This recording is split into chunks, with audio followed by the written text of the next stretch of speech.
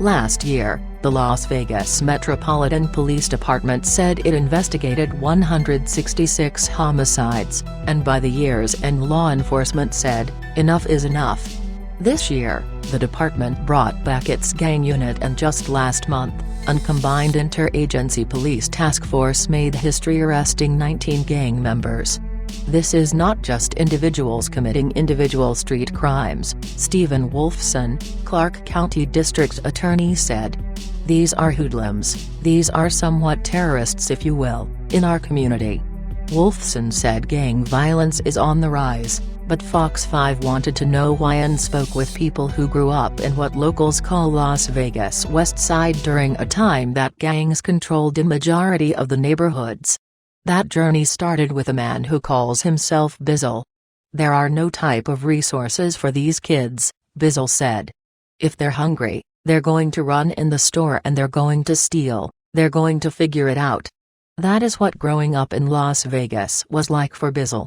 Unlike the glitz and glamour of the Strip, he saw flashing red and blue lights, gunshots and crime tape. This environment was like Grand Theft Auto in a way, Bizzle said. It was activity everywhere, everywhere the culture was forming. Bizzle is a well-documented member of a gang called the Bloods, and he said he grew up in a once blood gang-run neighborhood called the Marble Manor Projects. That's the 3 right there, Bizzle said, pointing to a red 3 tattooed on his neck. Walking around his only neighborhood, there were 3s all over. It meant 3 shots to the head, Bizzle said. It's a retaliation thing. It was a tough life that started at just 9 years old when he joined his first gang, and by his teens, he used his first gun. At 17, I was probably the one passing them out, it was just the streets, Bizzle said. You have to grow up a little faster than the rest of them because you're going through your most critical period through tragedy. Tragedy to him meant losing a lot of friends and families. A lot of those deaths happened because of rival gangs like the Crips. It's very tough to make it out of here, Morgan Harris said. It's almost like a trap. That is how Morgan McHarris said he grew up, trapped in a Crip neighborhood. One member got killed right here, Harris said. He ran into the store bleeding from his head.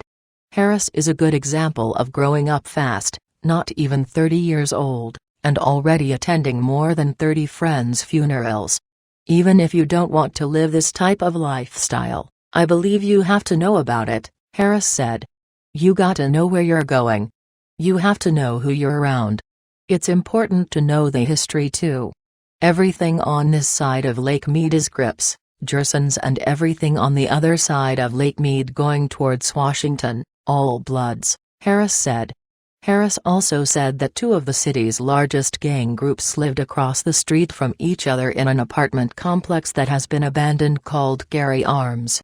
The Vegas-born gang group named the Jersons once called it their home, and their rivals lived blocks away. 2 groups who hated each other lived right next to one another and created one of the largest gang fights in Las Vegas history.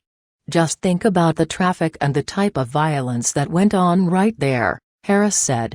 The Jersons, still exist. They're actually the biggest gang in Las Vegas. The 3 major gangs in the city, the Bloods, the Crips and the Jersons, took over neighborhoods and blood was shed. Some like Harris said they were born into it. My dad was tied in with the gangs unfortunately, Harris said. Once his rank got higher, in the gang stuff, they started calling him Mufasa, king of the jungle, king of the area. Others were just seeking mentorship. If they come to these influences, looking for some type of direction, Bizzle said. This is somebody that they feel is powerful and they lead them in the wrong direction, they're just gone. By 17, Bizzle said he robbed a jewelry store, adding murder, robbery and kidnapping to his rap sheet. Eventually, he spent 9 years behind bars and came out as an elder in the gang world, or a NOG, original gangster.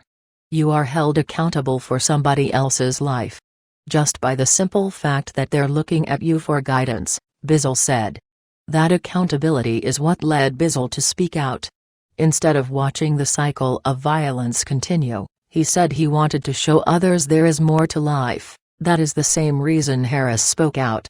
To wiggle through these cracks around here is a blessing, Harris said. I feel highly favored to know that I'm taking the origins where I come from and switched it up. I'm doing something different. While gang activity is still alive in Las Vegas, the violence seen in recent months isn't the work of the large organized gangs of the 1990s like the Crips and Bloods or even the Jersons. Instead of having people in different gangs, we took the best out of every gang and meshed them together, Harris said. That turned the city's major gangs into a melting pot of smaller ones called cliques.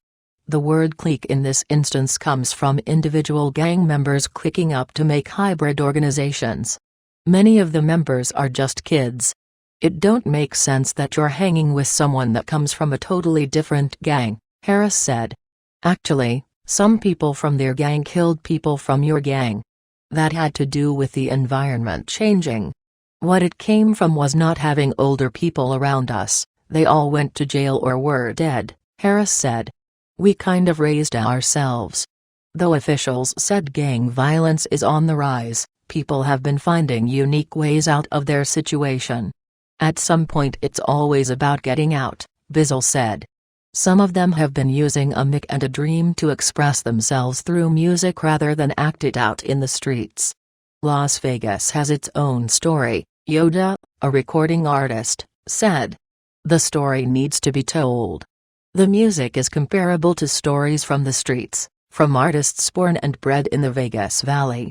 For some people, the stories lyricized through rap promote sex, drug use and violence, but for locals like Yoda, the music has a deeper meaning. Music has really saved my life, Yoda said. I did 5 years in prison, in and out the streets, homeless stuff like that, so music gave me an outlet to get away from the negativity. The lyrics don't just discuss the downsides of the city, some lyrics talk about dreams and prosperity. If they allow more of a doorway for the music, it wouldn't be as bad out here, Bizzle said. Bizzle used music to share his story, but the road hasn't been easy. I dropped music when I was on parole before and I was violated for that, Bizzle said. I was sent back to prison for it because it had gang content. You know, I went to jail at 17 years old, so yeah, I have anger in me, but my philosophy was at least I'm not out here trying to reenact none of it. The music even brought rival gang members together like the rap duo Harris is a part of. Harris grew up as a Crip and his friend, raised with Jersons. The music scene. That was the breakage of, he can be from over there, but I like his music, Harris said. I know his struggle, I know his story. The artists said it also helped break down conflicts and connected opposing neighborhoods. I didn't think that it would leave Northtown, Harris said. I didn't think it would leave the West Side, so it's pretty dope how music can bring us together. I've been in the studio with 2 or 3 gang members that probably would have never spoke to each other a day in their lives and now they're buddies, because we came to the studio and we did something positive. A lot of the rap music classified as trap music, which speaks of bloodshed in the streets of Las Vegas, connects with people living in similar environments. It sounds like something I went through, Harris said. No one knows that better than Yoda, he said. When you're down and out, there is nothing to look forward to. Your life is kind of grim. So with me telling my story and people knowing where I'm coming from, it's like, oh, there is a way out. There is something behind this, Yoda said. Still, Vegas rappers haven't made it big time. Rap fans think about East Coast Notorious B.I.G., West Coast Tupac Shakur, but the Valley hasn't turned out any superstars. Soon that may change. I started recording out of a closet, Yoda said.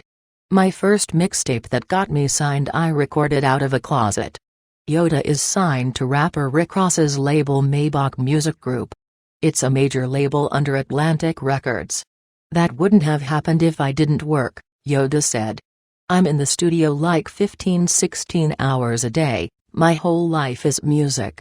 He said he has high hopes that Las Vegas will be the new Atlanta or Los Angeles, with labels looking for talent in the Valley, but it takes work. When he isn't recording, He's shooting videos straight out of the Las Vegas streets.